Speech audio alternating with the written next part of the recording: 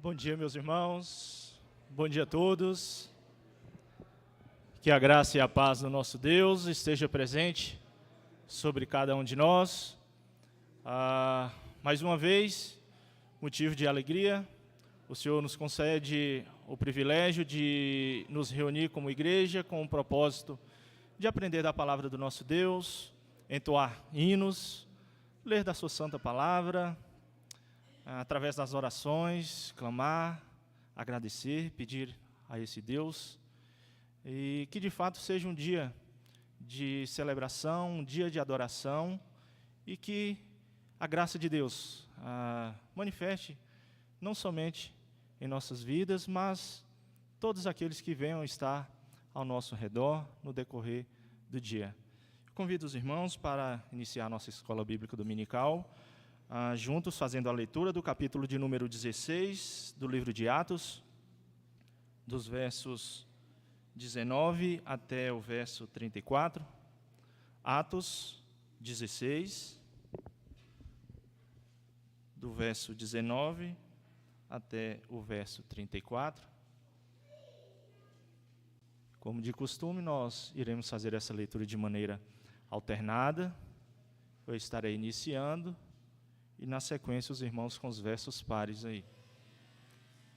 Atos 16, verso 19 até o verso 34, que nos diz assim: Vendo os seus senhores que se lhes desfizera a esperança do lucro, agarrando em Paulo e Silas, os arrebataram, os arrastaram para a praça, à presença das autoridades.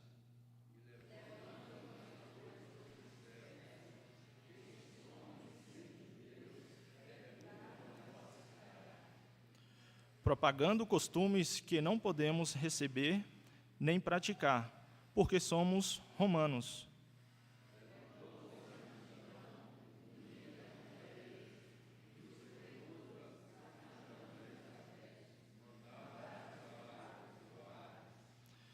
E depois de lhes derem muitos açoites, os lançaram no cárcere, ordenando ao carcereiro que os guardasse com toda a segurança.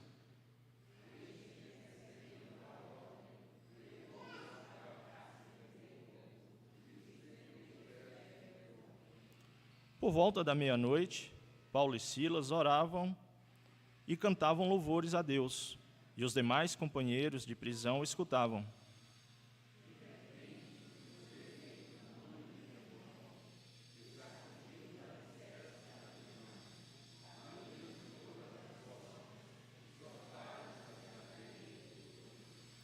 O carcereiro despertou do sono e, vendo abertas as portas do cárcere, puxando da espada, ia suicidar-se, supondo que os presos tivessem fugido.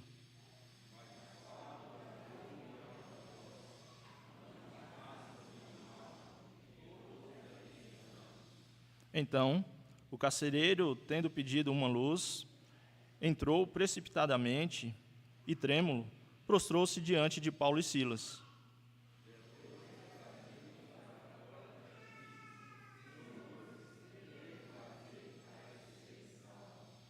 Responderam-lhe: Crê no Senhor Jesus e serás salvo tu e tua casa.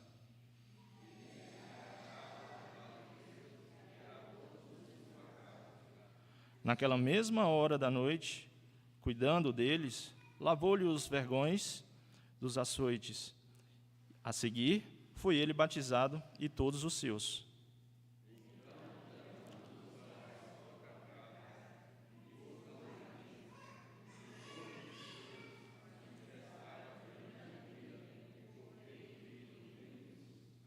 Amém, meus irmãos. Queridos, um texto conhecido por muitos, onde relata um momento em que o apóstolo Paulo, juntamente com seu companheiro Silas, eles foram presos, açoitados, e através das orações, do louvor, de repente um terremoto surge, dando assim a liberdade ou a permissão para que todos aqueles que estivessem presos pudessem ser soltos ou sair da prisão. Mas nenhum deles saiu, nenhum deles deixou a prisão.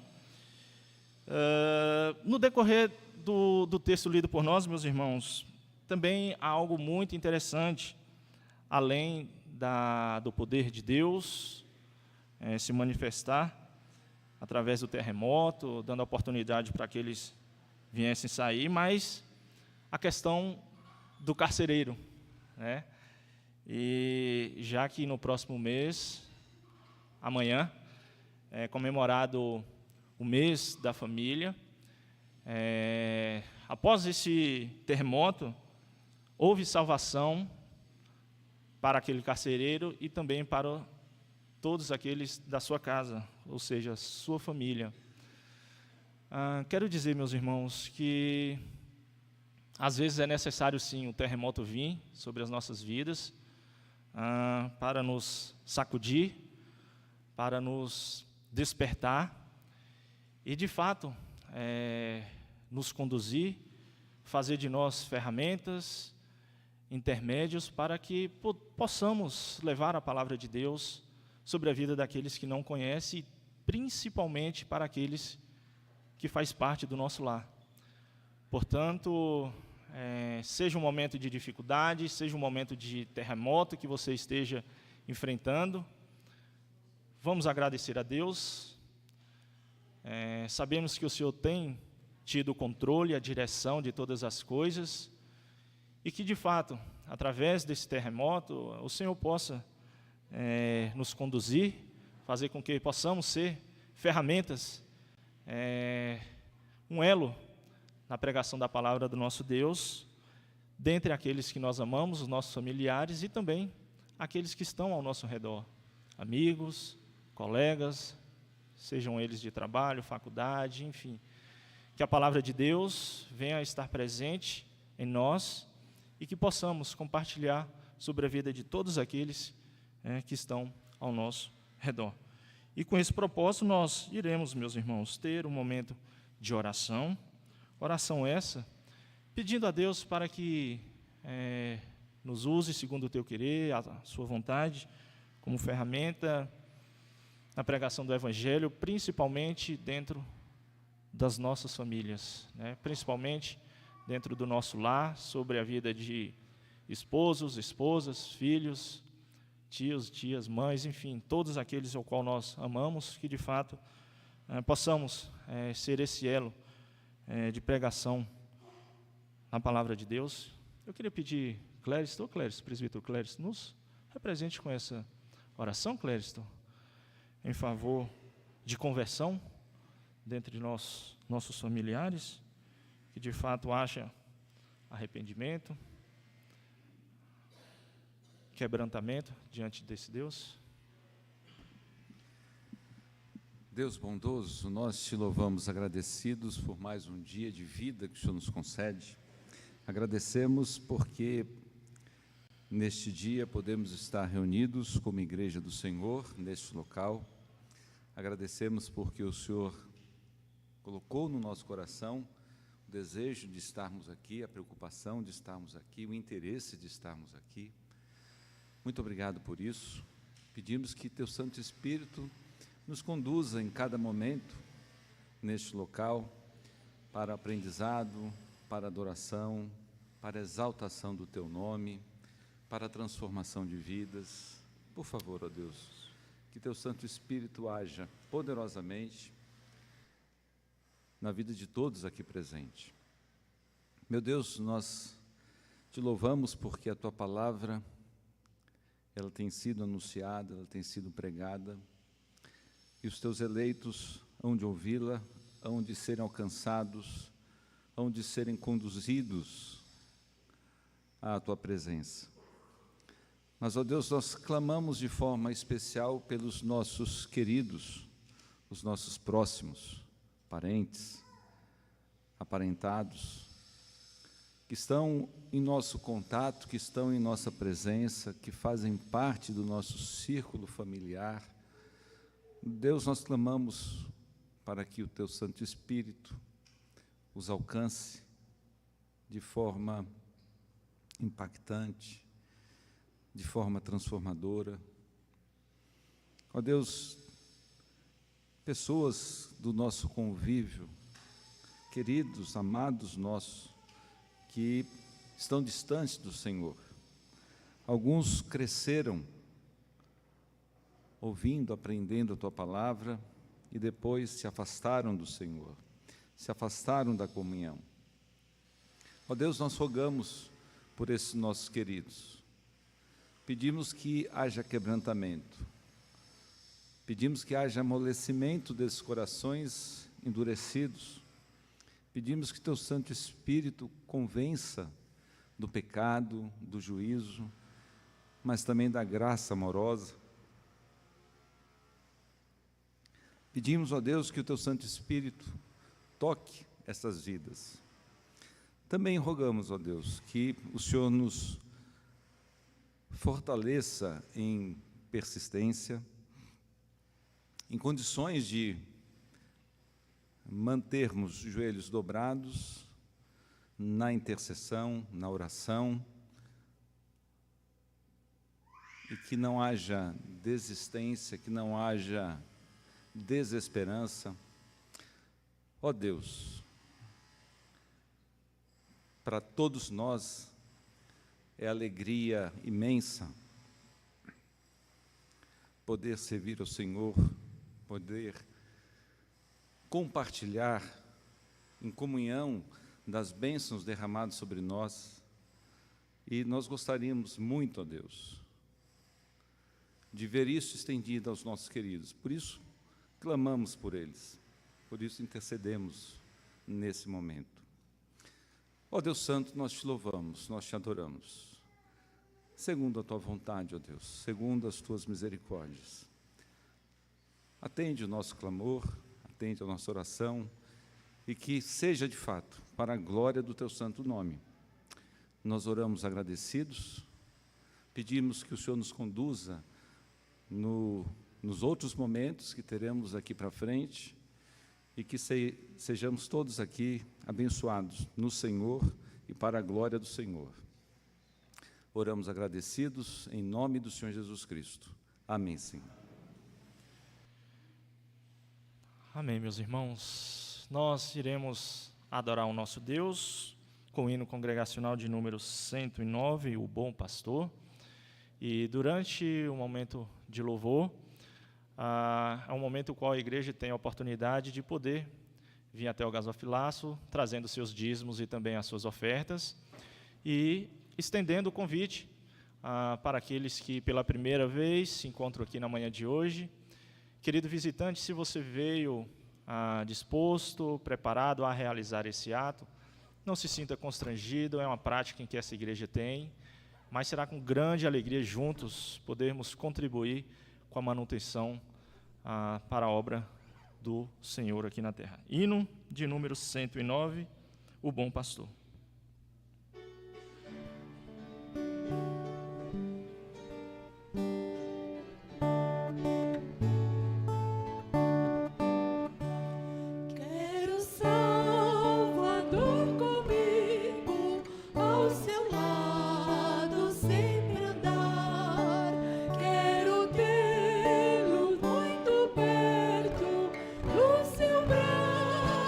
Descansar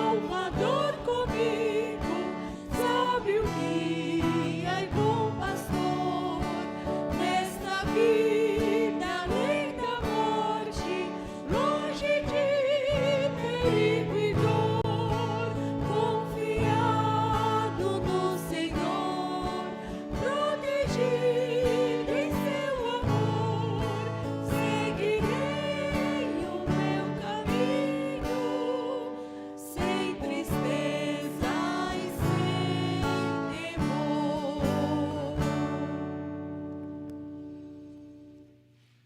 Podeis assentar, meus irmãos. Hoje estarei mencionando os nossos aniversariantes, conforme registro no nosso boletim. Aniversário de casamento, dia 30, hoje, né? Daniel e Ana Cecília. No dia 1º, amanhã, aniversário do nosso diácono Tiago Oliveira Rocha. E no dia 2, aniversário da nossa irmã Elieda Macedo.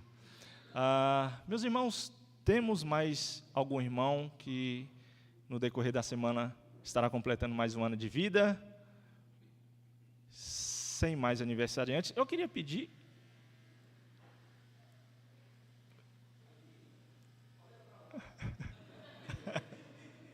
Perdão, minha irmã. Eu queria, por gentileza, eu gostaria dos aniversariantes, vem aqui na frente para juntos nós orarmos por cada um de vocês. Daniel e Cecília e Ana não está aí, não? Ana Cecília não está por aí? Ô, Clériston, mas Ana aí?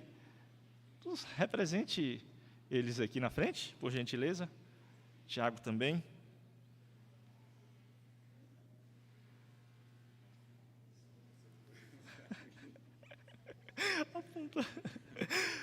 Pastor Marcelo, ô Revi, nos represente com essa oração pelos nossos aniversariantes e também pelos dízimos e também as ofertas.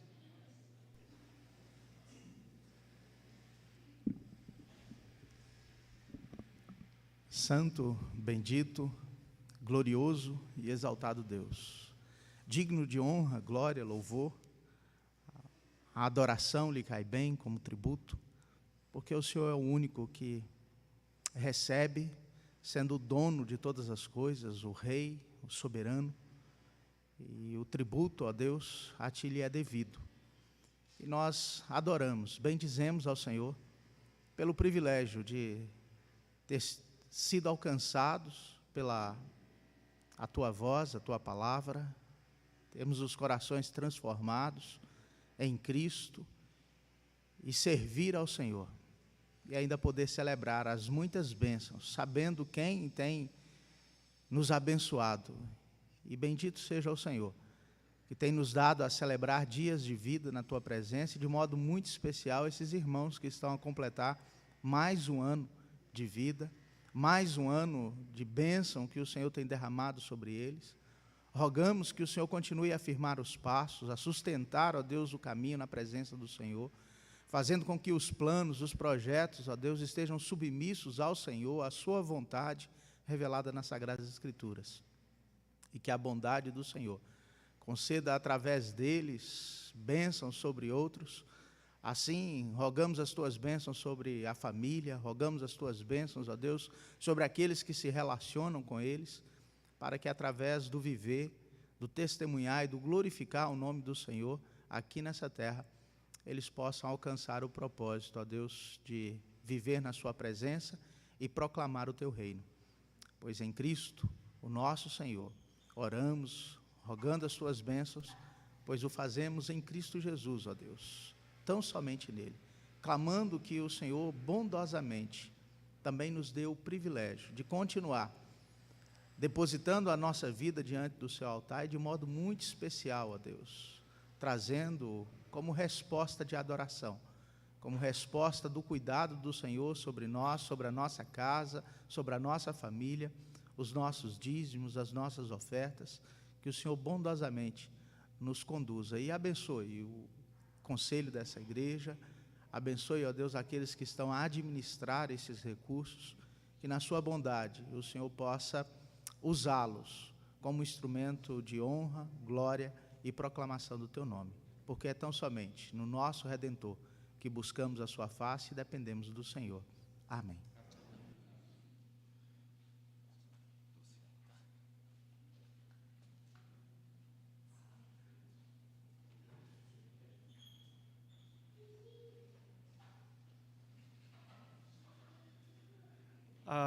Meus irmãos, nós temos a presença do nosso preletor na manhã de hoje, o pastor Cleómenes, e a convite e aí um propósito aí do presidente da UPH, em que levantou a sugestão, a ideia foi acatada pelo conselho e as demais sociedades também contribuindo para que essa festa viesse a ser realizada, né? E teremos um momento de classe única, né, com o reverendo Cleómenes, e o departamento infantil irá descer para as salas. Pastor Marcelo, o presbítero Adail, queira manifestar algo, ter um conhecimento maior a respeito do pastor, fique à vontade. Se não, a oportunidade está aberta aí para o pregador.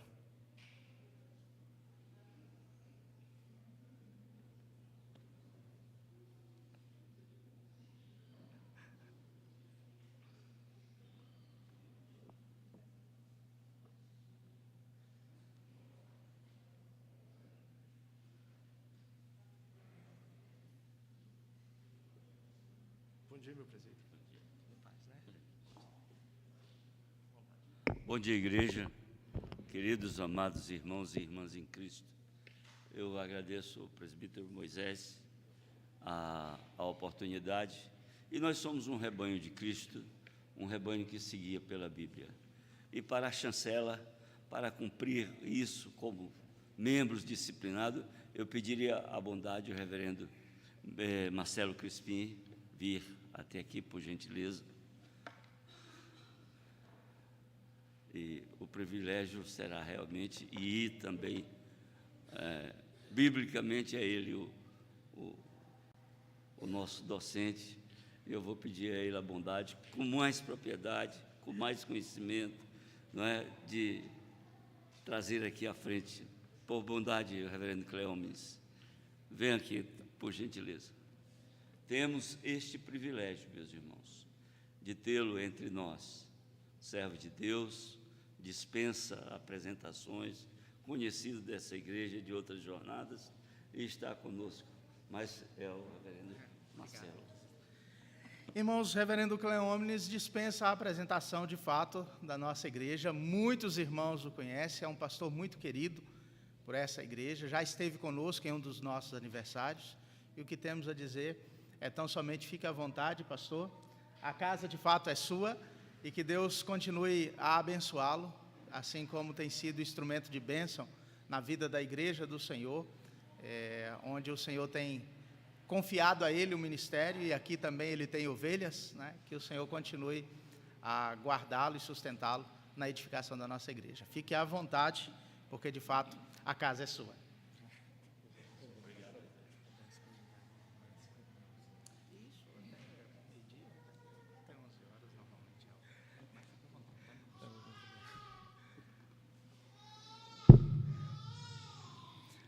Meus irmãos, eu saúdo cada um de vocês na alegria, na graça e na paz do Senhor Jesus Cristo.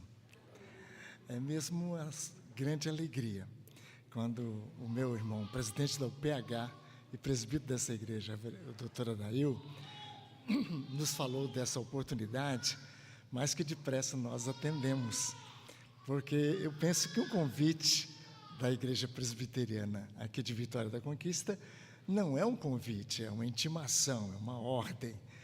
E a minha esposa fez aniversário anteontem, né? E aí a gente programou, aí ela falou assim, Cleómenes, pode ir lá, vai lá atender aqueles irmãos queridos. E assim eu trago o abraço dela também. E eu quero dizer aos meus irmãos da minha alegria e agradecer de todo o meu coração a oportunidade que me é dada pelo reverendo Marcelo Crispim, uma imensa alegria, a confiança, o amor e o coleguismo desse chamado irmão em Cristo. Nossa gratidão a ele. Também o conselho da igreja, né, tão preciosamente abençoado, e a gente dá graças ao Senhor pela oportunidade. A junta diaconal e a todos, e ao PH que promove esse encontro, a gente também saúda e abraça com muito carinho.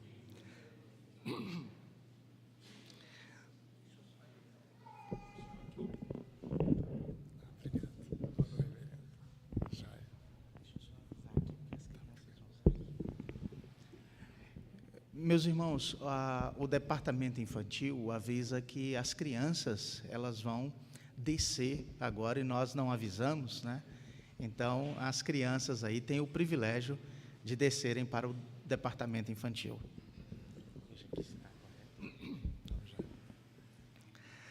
Então, como a gente falava, nossa gratidão é muito grande e imensa. E louvamos muito a Deus também por essa oportunidade. O tema que nos foi proposto trata de a família.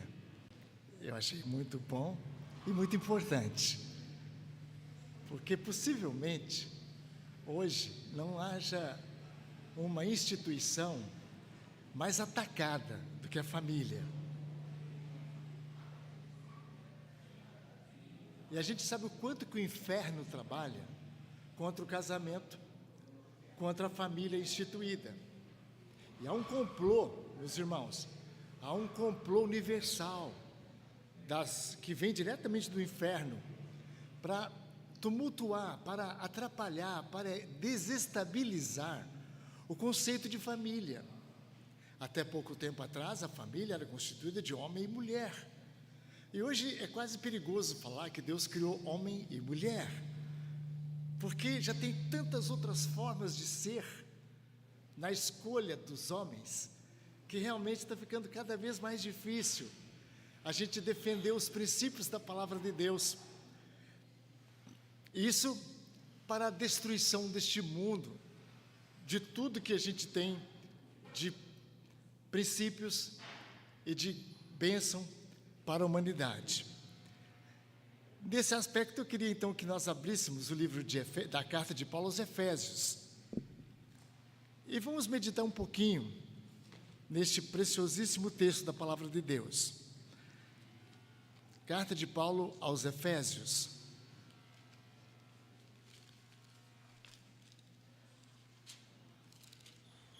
Capítulo 4. Eu vou ler do capítulo 4, eu quero ler para vocês do versículo 17. Isto, portanto, eu digo no Senhor e testifico, que não mais andeis, como também andam os gentios, na vaidade dos seus próprios pensamentos, obscurecidos de entendimento e alheios à vida de Deus, por causa da ignorância em que vivem, pela dureza de coração, os quais, tendo se tornado insensíveis, se entregaram à dissolução, para com avidez cometerem toda sorte de impureza. Mas não foi assim que aprendestes a Cristo, se é que de fato o tendes ouvido, e nele fostes instruídos segundo a verdade em Jesus, no sentido de que, quanto ao trato passado, vos despojeis do velho homem que se corrompe segundo as concupiscências do engano, e vos renoveis do espírito do vosso entendimento, e vos revistais do novo homem criado segundo Deus, em justiça e retidão procedentes da verdade. Vamos ler juntos agora o capítulo 5, do versículo 17 a 21. Vamos ler juntos? Por esta razão, não vos torneis insensatos, mas procurai compreender qual é a vontade do Senhor. E não vos embriagueis com vinho, no qual há dissolução, mas enchei-vos do Espírito.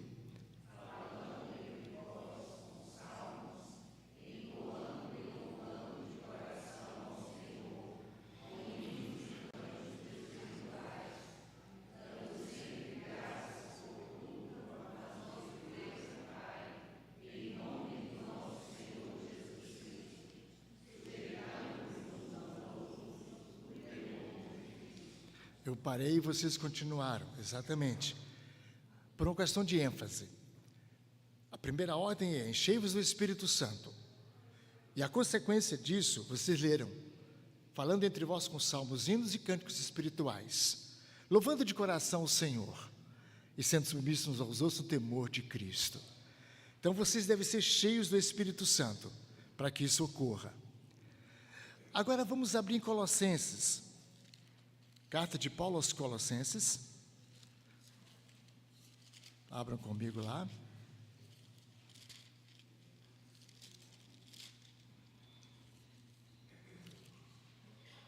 Carta de Paulo aos Colossenses, capítulo 3.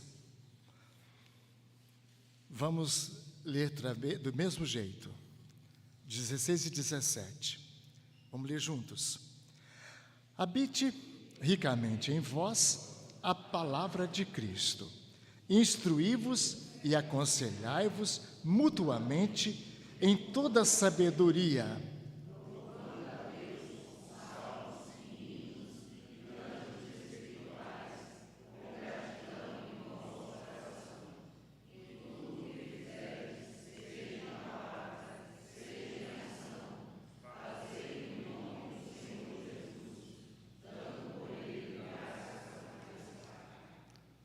Viram uma similitude, uma comparação? Viram bem semelhança? Viram?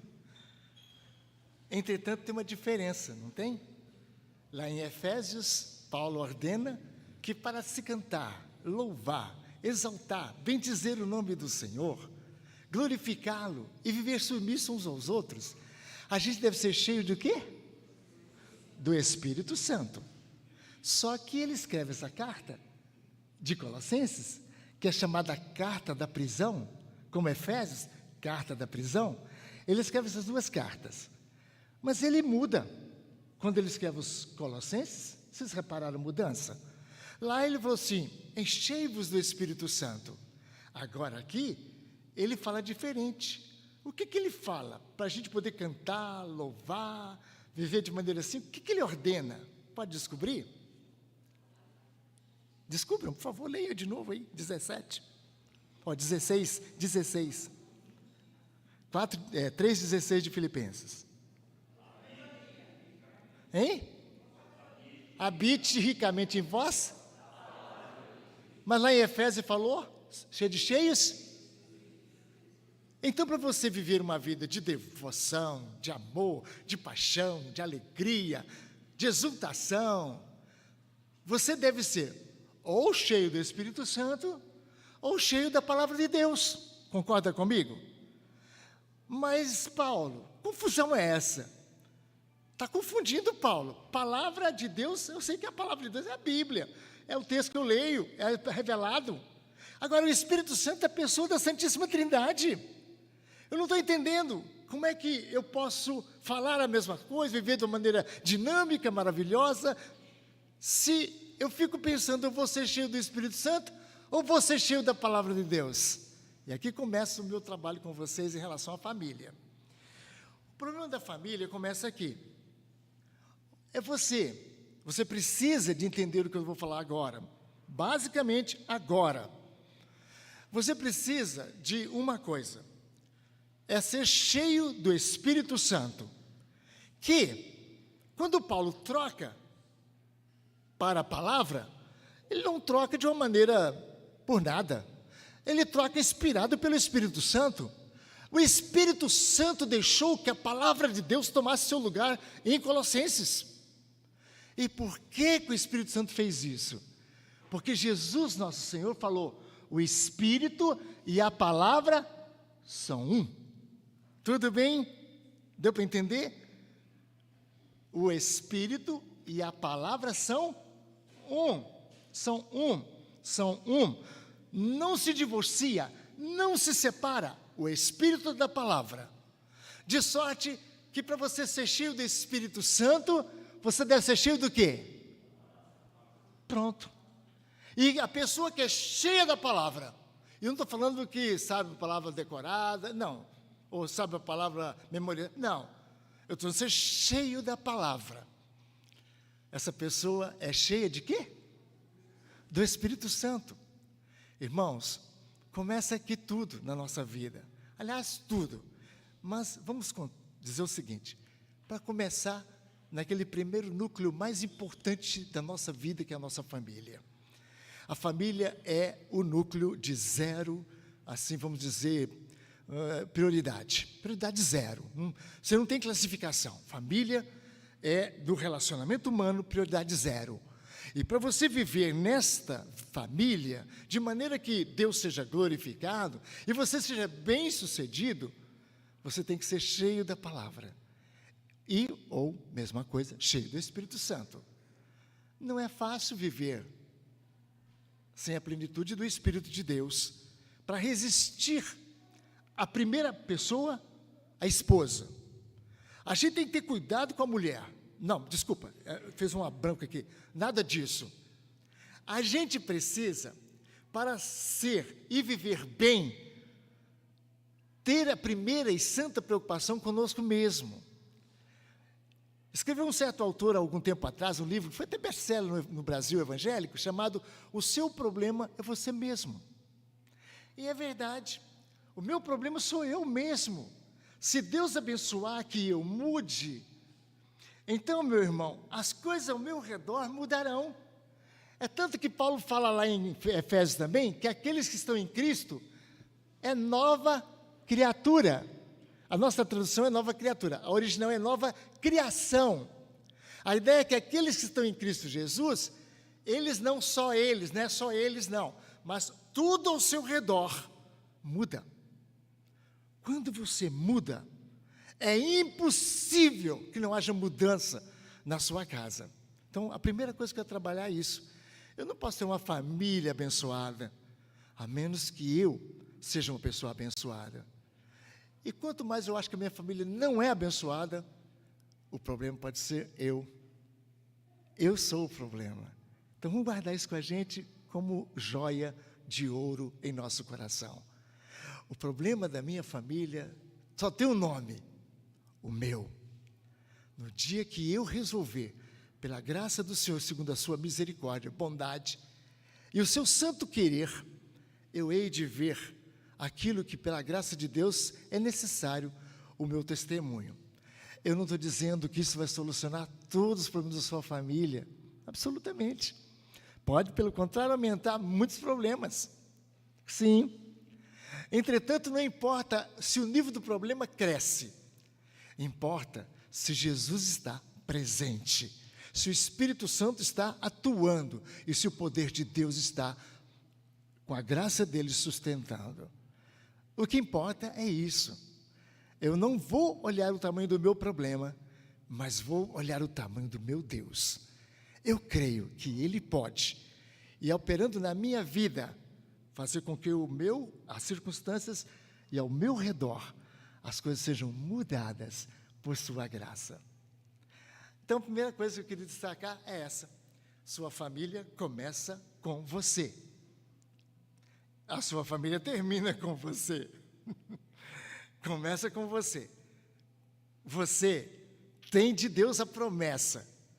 E se você alinha-se, aliança, e Deus faz aliança com você, e você se torna dele, você é nova criação.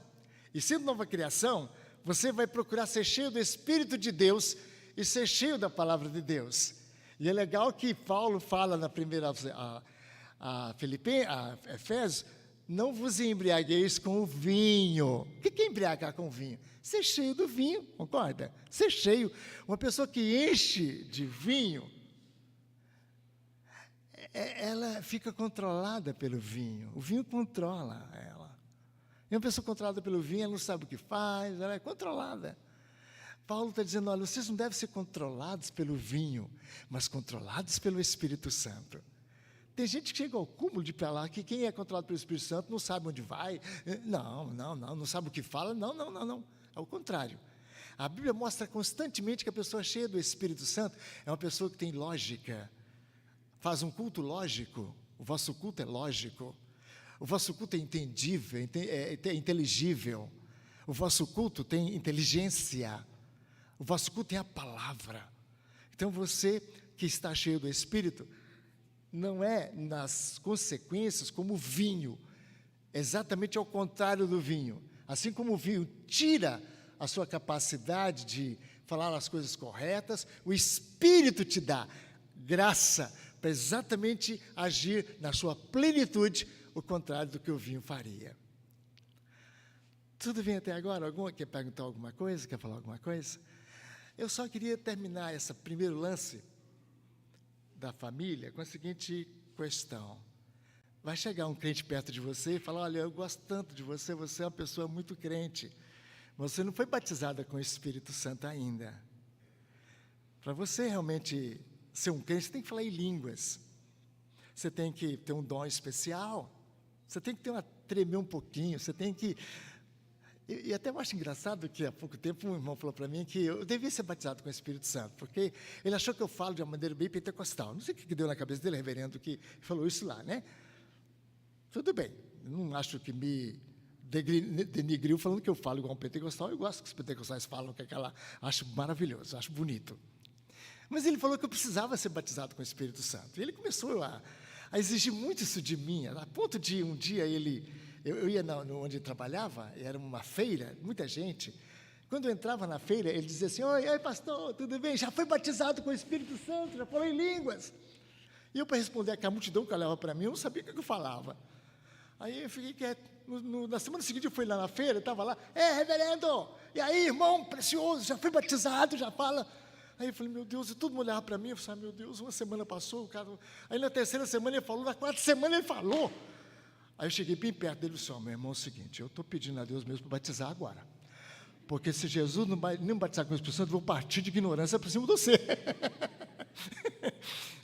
Você ora a Deus para Deus me abençoar, porque se Ele não me abençoar, eu vou te pegar, eu vou partir para ignorância. Como é que você vai falar quando alguém falar isso com você? Você vai dizer, olha... Eu fui batizado pelo Santo Espírito da promessa no dia que eu ouvi. Vamos ver se foi ou não. Abra sua Bíblia em Efésios, capítulo 1, versículo 13. Efésios 1, 13. Vamos ler juntos? Vamos ler juntos? Efésios 1, 13. Vamos lá?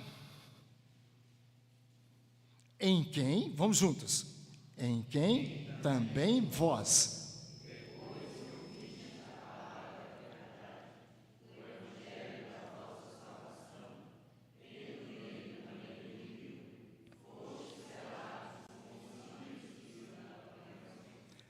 Então, atenção, vocês são pessoas que leem bem, né?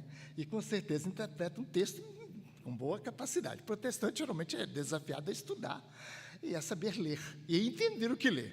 O Brasil tem muita gente que lê, mas não entende. Mas não é o caso dos protestantes, são muito abençoados nisso aí. São gente que lê. E eu queria então que você descobrisse para mim, vamos lá, está com a sua Bíblia aberta aí? Descobre para mim aí quais seriam os 2 passos que a pessoa tem que fazer, ou deve fazer, ou faz, para que ela seja selada com o Espírito Santo. Vamos lá? Alguém quer descobrir? Qual é o primeiro passo? Depois que, o quê? Ouviste a palavra da verdade, o evangelho da vossa salvação. Ponto. Primeira coisa, você ser selado com o Santo Espírito da promessa. Primeira coisa, você ser selado. Para que ele venha ser selado, é marcado. Ninguém pode violar o selo, tirar o selo não se tira. Você é selado com o Espírito, você não pode. Ninguém tira esse selo é o mais poderoso selo que existe. Então, depois que você ouviu, você escutou o Evangelho, você ouviu que Jesus salva, que Jesus é o Salvador da sua vida, que Ele morreu em seu lugar, você ouviu as boas novas do Evangelho, depois que ouvistes. Mas tem outra coisa que você tem que fazer, olha aí. Crer. Então, depois que você ouviu a palavra do Evangelho e creu, e aí tremeu, e aí caiu, e aí o quê? Não, aí nada. Aí você foi o quê? Pode falar. Selados com o Santo Espírito da promessa. Tudo bem até agora? Estão entendendo direitinho aqui os passos? Eu preciso ser cheio do Espírito Santo. Menino inteligente da camiseta preta bonita aí com esse. Isso. Você é um menino que deve ser cheio do Espírito Santo. E para que ele seja cheio do Espírito Santo, fala para ele o que ele tem que fazer. Ele tem que ser cheio do quê? Fala.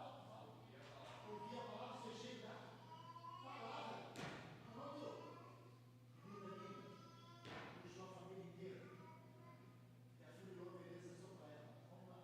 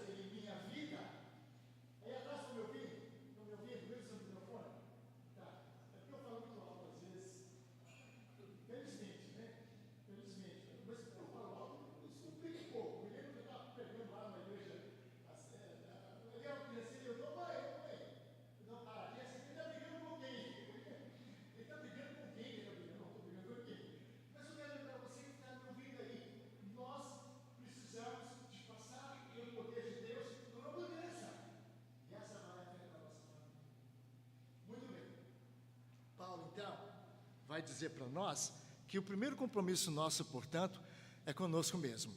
E esse compromisso é resolvido no que eu estou terminando agora. Ou seja, eu preciso, antes de todas as coisas, ter o meu relacionamento com Deus precioso, íntimo, poderoso, estabelecido na palavra e no Espírito. E tão simples para mim. Isso não está lá em cima do céu, que eu não posso alcançar, nem no fundo da terra, que eu tenho que ir lá para pegar. Isso está pertinho de mim, no meu ouvido, perto do meu coração, a palavra do Senhor. Então ela está na sua mão. O seu problema é que a Bíblia na sua casa, ou a Bíblia com você, raramente você tem tempo para ela.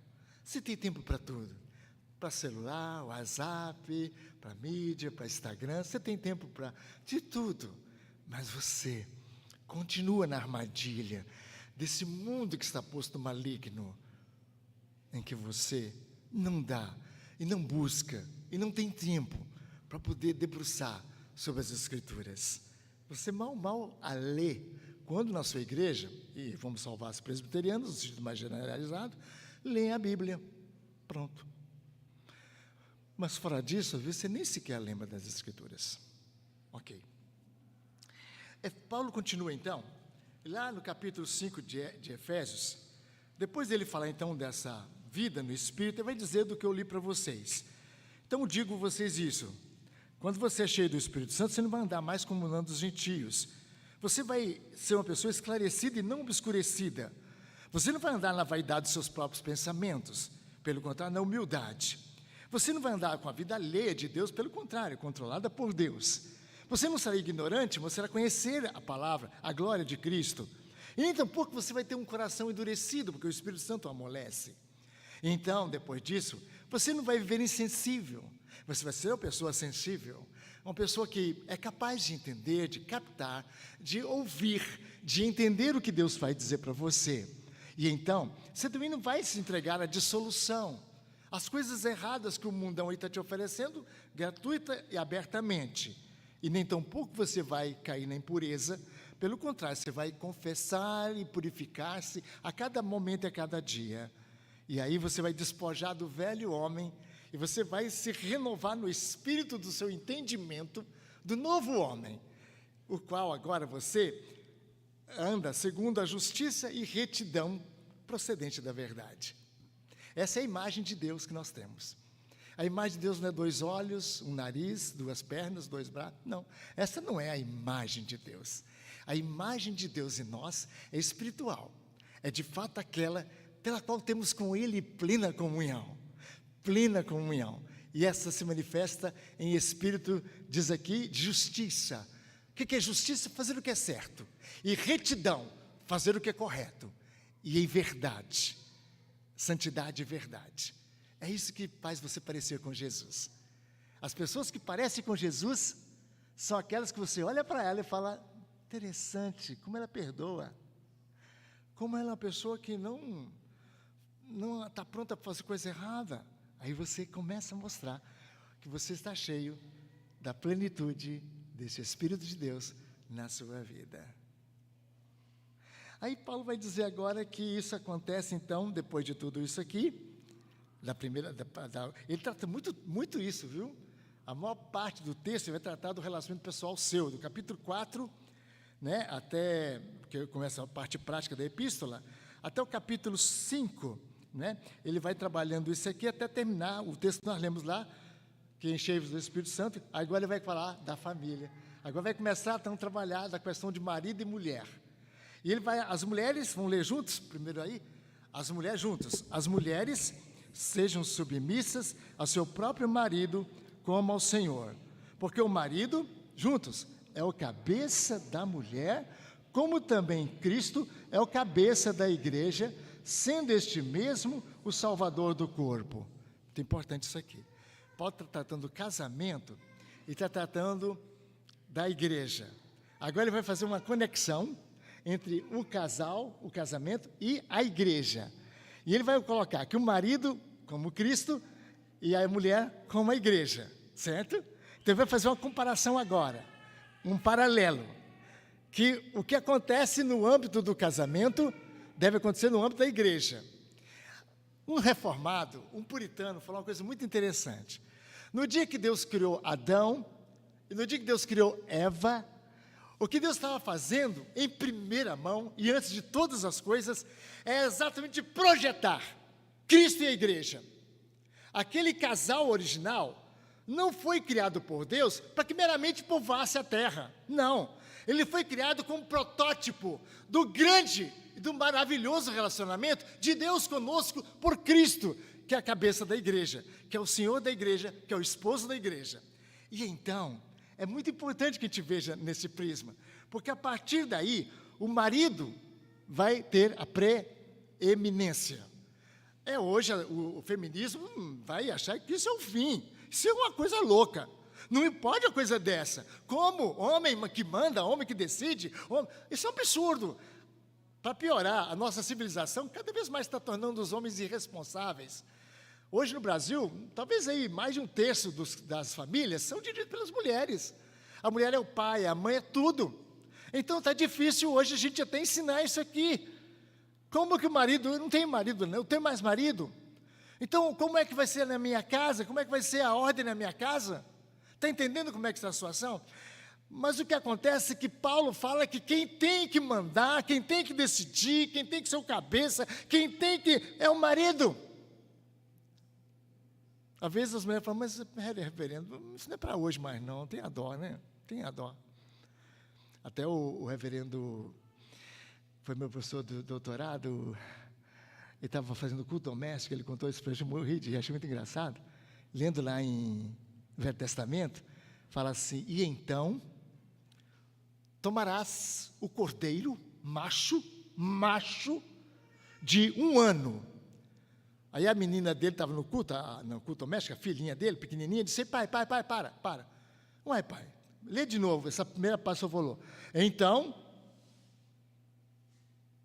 Zé, Dalva queridos, meus hospedeiros do coração, olha só, então, o sacerdote tomará um cordeiro de 1 ano macho. Ele falou assim, macho. Ela falou assim, por que Deus não deixou ser fêmea, meu pai? Eu disse, espera, querida, deixa o papai terminar o versículo. Eu matará. Eu disse, ainda bem. Então o sacerdote tomará o cordeiro de 1 ano macho. Por que não pode ser a fêmea? E o matará. Eu disse, ainda bem. Ainda bem que foi o macho. O fato, irmãos, é que o homem foi chamado para ser o sacrifício. Como Cristo foi o sacrifício. O homem foi chamado para amar. Como Cristo foi chamado para amar.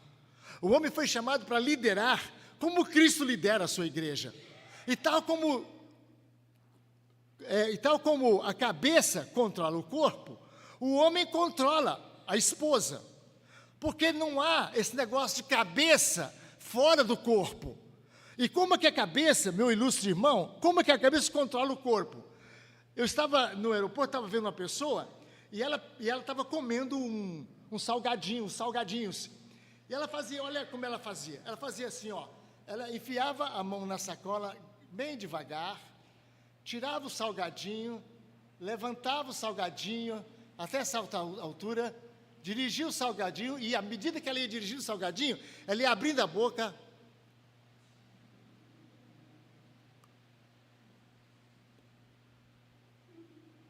Eu achei estranho. Alguma coisa aconteceu aonde com aquela pessoa, gente? Na cabeça. É alguma coisa que aconteceu na cabeça. Porque a cabeça e o corpo tem tal autonomia, tem tal relacionamento tão maravilhoso, que eu não tenho que mandar meu braço, levanta, abaixa. Não, eu tenho que só pensar, entende? O meu corpo está totalmente harmônico com a minha cabeça. Assim a mulher e o marido.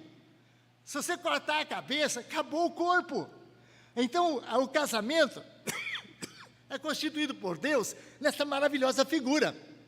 Não é uma questão da mulher ser submissa, ter que obedecer. Vai, levanta, vai, mulher. Não existe isso. Automaticamente. A coisa é tão maravilhosa que as mulheres, a certa altura do campeonato, já até lê já até lê o pensamento da gente. E não custa muito tempo, não. Rapidamente.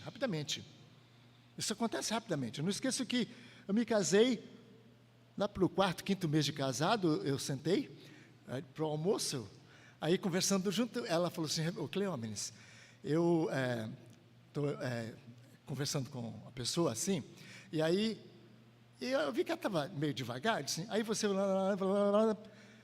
Aí ela olhou para mim assim, legal, casei com um homem que não precisa nem falar as coisas com ele, já sabe tudo. Tomei um choque. Eu não deixei ela falar. Eu já sabia o que ela ia falar. E eu falei na frente dela. Ela disse assim, fica, você não quer escutar o que eu vou falar? Eu passei um aperto violento no 5º mês de casado. Até hoje estou escutando. 47 anos de casado, pela graça de Deus. Até hoje estou ouvindo. Porque a mulher tem que falar, ela precisa falar. Nós falamos muito, os homens. Aliás, segundo o cálculo, Corália, o cálculo internacional, a mulher fala 33 mil palavras por dia. Segundo o cálculo internacional, o homem fala 28 mil. O homem pega a mala, sai para a rua. Na rua d'Alva, o homem fala as suas 28 mil. E a mulher que fala 33 mil está em casa, sem falar com ninguém. Quando ele chega, quanto ela tem que falar? Aí ele pega o jornal, senta na poltrona, e quando ela fala a primeira coisa, ele já corta. Não, a mulher que aguenta isso. Não, a mulher que aguenta, a mulher tem que falar. Tem gente até que cisma que lá no céu não vai ter mulher, você viu? Você já ouviu isso aí? Apocalipse capítulo 14 fala assim, houve no céu silêncio por meia hora. Mulher não está lá não, juro que não está. Meus irmãos, nós vamos lembrar isso aqui. Há uma necessidade de ouvir. E esse é um aspecto importante desse relacionamento da cabeça com o corpo. O corpo escuta a cabeça, ainda que a cabeça não fale, né? Mas a coisa é tão automática, tão maravilhosa, que é o dia inteiro o meu braço atendendo a minha cabeça, o meu pé, tudo. É uma coisa maravilhosa.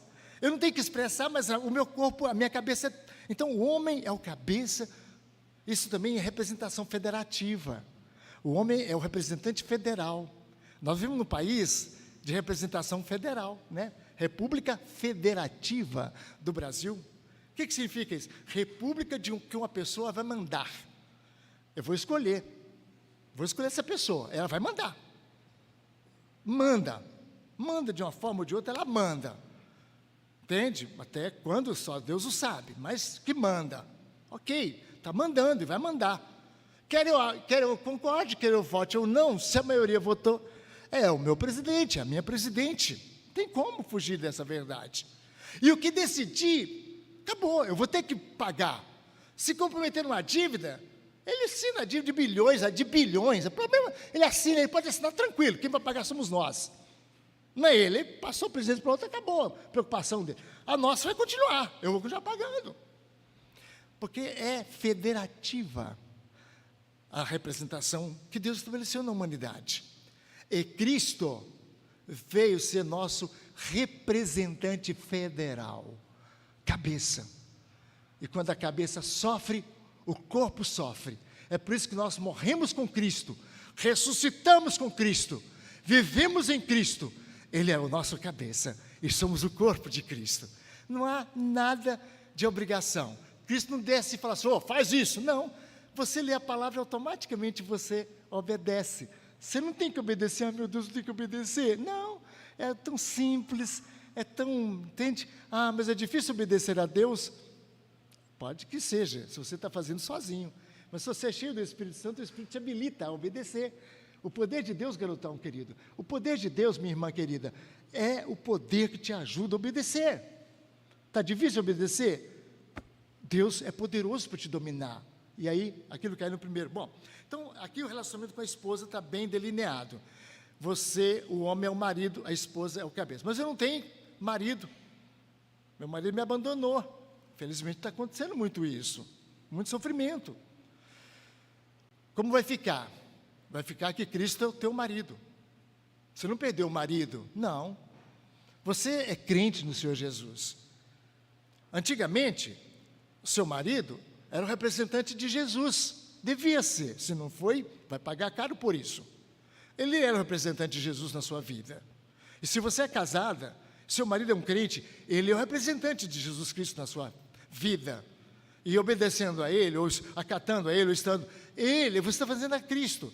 Se ele sair do mapa, não tem problema. Jesus continua, porque Jesus não te abandona. Seu marido pode te abandonar, mas o Senhor nunca te abandonará. Então você continua tendo o seu marido, e que marido glorioso, precioso, bom, maravilhoso, cuidadoso, poderoso para te cuidar, maravilhoso, nunca te abandonará, nem te deixará. Então, minha irmã, sem marido, você nunca vive, porque Jesus Cristo está sempre por trás, ou dele, ou se ele sair, o próprio Jesus vai te abençoar e te ajudar. Então, guarde isso com você. Então, Paulo vai trabalhar isso aqui, mostrando isso. Então, eu passo numa lição para terminar essa primeira parte, marido e mulher. Qual seria a tarefa, o trabalho mais importante para o marido em relação à mulher, e qual seria o trabalho mais importante da mulher em relação ao seu marido?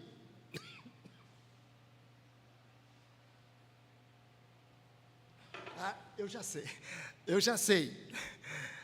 O marido deve orientar a mulher, parabéns. Deve guiar, deve proteger, parabéns. A mulher deve submeter, parabéns. Deve acatar, parabéns. Lá fala que o marido ama a mulher, mas não fala que a mulher ama o marido. Engraçado, né? Em Efésios fala que o marido deve amar a mulher, mas não fala que a mulher tem que amar o marido. Para quê, né? Mulher já nasceu com amor plantado no coração. Mulher já ama. Paulo não vai fazer o óbvio. Ele já sabe que a mulher foi criada para amar. O homem é que é difícil mesmo. O homem tem que mandar amar, e olha assim, mesmo mandando, ela obedece. É difícil mesmo. Bom, muito bem. Isso tudo é importante. Mas agora escute que eu vou falar com vocês com 4 ouvidos, se você tiver. Escute, sim, escute com os 2 ouvidos da cabeça e os 2 do coração. Escute que eu vou falar com você. A tarefa mais importante do homem para com a sua esposa é santificá-la. E a tarefa mais importante da esposa para com o marido é santificá-lo. Aqui de novo a ideia da cabeça e do corpo. O meu corpo trabalha em função da purificação da minha cabeça. O coração bate, o sangue... Então, há uma purificação do corpo através desse movimento maravilhoso do sangue. E o meu corpo está tão harmonizado com a minha cabeça, de maneira tal que o meu corpo coopera para a plena funcionalidade do meu corpo inteiro, da minha cabeça, e vice-versa. De sorte que eu não sei quanto tempo de casado você tem, mas se nesse tempo de casado, a sua esposa se aproximou mais de Jesus, então você está desempenhando maravilhosamente o seu trabalho. Se o seu marido está mais perto de Jesus, você está desempenhando maravilhosamente o seu trabalho. Mas, se você está zerado, e se olhar para você e falar, olha, minha esposa está a mesma coisa desde que casou comigo, alguma coisa pode estar errada com você. Porque a primeira, mais importante coisa no casamento é que o marido trabalhe na santificação da sua esposa e que a esposa trabalhe na santificação do seu marido. Você preocupa muito em dar muita coisa para sua esposa, não deixe de fazer isso. A mulher carece da nossa homenagem constante, do nosso elogio constante. Eu falo com meus irmãos da minha igreja, elogie a sua esposa, fale com ela. Se você não falar que ela é linda, que ela é maravilhosa, um gaiato vai falar lá no mercado. Vai. Fale você, antes que alguém fale. Já acostumei. A gente é miserável, né? A gente é miserável. A gente casa, daí uns dias, a gente acostuma. Cadê aquelas manifestações, aquelas poesias, aquelas palavras agradáveis? Guardou tudo com a roupa de casamento lá no guarda-roupa. Está tudo lá. Casou, acabou, eu te amo, gosto de você, você é muito linda, você continua bonita. Acabou isso. Às vezes acaba, sabe por quê? Porque a nossa vida espiritual é mais ou menos isso aí. Reverendo Marcelo, presbítero Daio, eu peço a alguém da igreja para fazer uma oração de louvor. O cara levanta, Jesus abençoa a minha casa, abençoa. Jesus cura, Jesus ajuda, Jesus arranja. Calma, ô irmão, para, senta. Eu pedi uma oração de louvor. O que é louvar uma pessoa? Louvar uma pessoa é falar bem, é exaltá-la, é elogiá-la, é isso que é louvar. Eu louvo, eu elogio, eu digo, olha, maravilhoso, bendito, glorioso, cheio de graça, bondade, amor, oh, tu és. Mas quando eu vejo que os irmãos não sabem nem fazer uma oração de louvor, eu não vou exigir que eles também elogiem suas mulheres, tadinhos. Eles não sabem nem louvar a Jesus, imagina a sua mulher. Se o seu marido não te elogia muito, presta na oração dele para você ver. Fica tranquila. Tal como ele não fala que te ama, não gosta de você, não fala, ele não te ama, ele não fala. Também ele não fala para Jesus. Simples assim. Agora, se ele aprende a glorificar, a exaltar o Senhor, quando ele olha a sua esposa, ele também vai falar, olha, um presente que Deus me deu foi você. Você está entendendo agora que o marido deve aproximar a esposa de Cristo e a mulher aproximar o marido de Cristo, e que isso é de fato o protótipo do casamento e da igreja dele? Ponto. Vamos trabalhar com você e seus filhos rapidamente aqui. Até 10 que eu trabalho. Que hora que termina a escola? Que hora que termina a escola dominical aqui? 11 horas? Tá bom.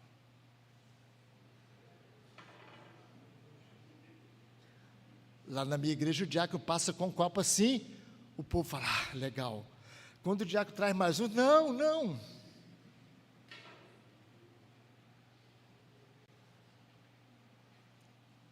Vamos trabalhar na questão de filhos.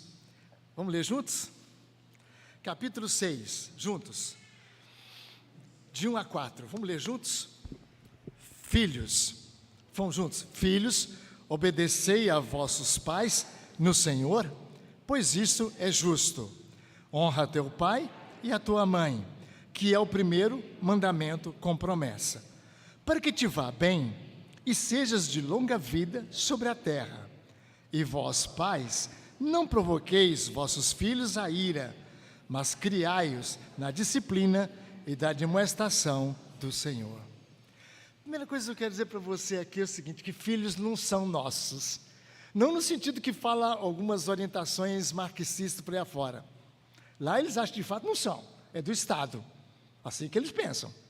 O filho é do Estado. E olha, o trabalho do demônio está muito forte em cima disso aí. Porque é assim que funciona. Você não tem direito, hoje em dia, nem de dizer que seu menino é menino, nem que a sua garota é garota, não, fala criança, a minha criança, porque você não pode dizer que seu filho que nasceu com órgão masculino é homem, não, ele vai ser o que ele quiser, vai ser mulher se quiser, assim que nós estamos vendo o mundo hoje em dia. Mas eu estou dizendo de outro jeito. Os nossos filhos não são nossos, eles são do Senhor. Herança do Senhor são os filhos. Então os filhos são herança, pertence a Deus. O dia que Deus morrer, eles vão ser nossos.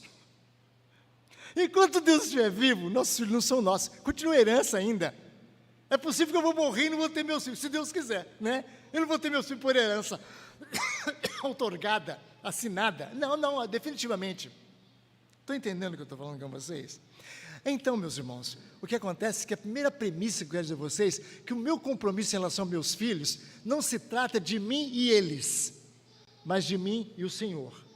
E eu não tenho que fazer com que o meu filho, Elisete, eu não tenho com que fazer com o meu filho me obedeça. E é isso que traz irritação, sabia? Quando o seu filho não te obedece, você se irrita. E não devia. Você não tem direito de que o seu filho obedeça a você. Não, Qual? Você é Deus? Não. Então você não tem direito que seu filho te obedeça. Não, você tem que obedecer, você é meu filho. Não. Ele foi emprestado para você. O seu dever não é fazer ele te obedecer, mas ajudá-lo a obedecer o Senhor. Deu para entender o que eu estou falando? O seu filho precisa aprender a obedecer a Deus. A Deus. Se você é fiel em fazer isso, parabéns. Porque seu filho um dia vai estar sem você. Você vai morrer e seu filho vai ficar. E Deus quer que você agora trabalhe no sentido de que o seu filho aprenda a obedecer a Ele. De sorte que eu não vou me irritar quando meu filho me desobedece. Porque eu vou mostrar ao meu filho que a questão não sou eu, é o Pai Celestial, a quem ele pertence, a quem ele vai dar conta. Então eu tenho que criar no meu filho essa ideia. Irmãos, é muito fácil a gente se irar com os filhos. É muito fácil, mas está errado. É muito fácil a gente proteger um filho, a nossa tendência maldita, a gente acaba, pela nossa natureza, idiosincrasia e tudo mais, ter preferência por um filho.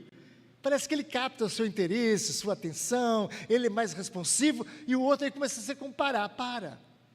Você tem que amar seus filhos indistintamente, e tratá-los indistintamente, igualmente, e saber como tratam um e outro, porque todos dois são objetos do seu amor, e aos dois você tem que ensinar como obedecer ao Senhor.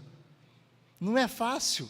Um tem uma forma de entender, de viver, de agir, e o outro tem outra. Mas você precisa, com a graça de Deus, saber equilibrar quanto a isso aí. Pois não. Aliás, deixa eu aproveitar, tem um irmão que levantou o seu braço.